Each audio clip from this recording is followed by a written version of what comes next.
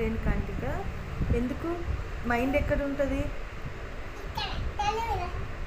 ఏం చేస్తుంది ఊరికే రేణుక? రీల్స్ చేస్తుందా? నీకు ఇష్టం లేదా? ఎందుకని?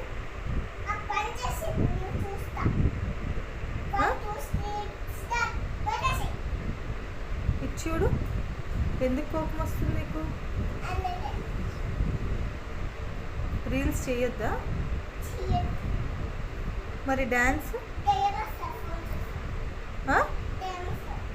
దెయ్యం వస్తుందా? ఇచ్చుడు ఒకసారి. మరి డ్యాన్స్ చేస్తే దెయ్యం రాదా? మరి నువ్వు ఫోన్ చూస్తే రాదా?